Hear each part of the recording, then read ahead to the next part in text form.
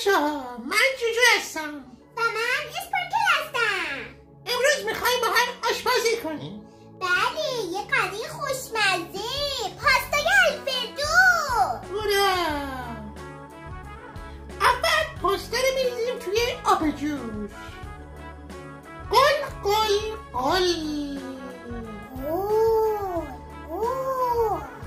بعدش کاره و خامه رو قاطی میکنیم.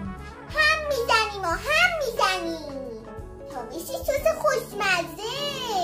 حالا نوبت پنیره.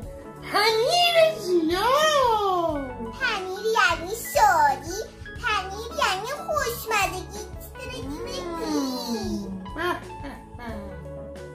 خب پاستا آماده شد. چقدر خوشبویه.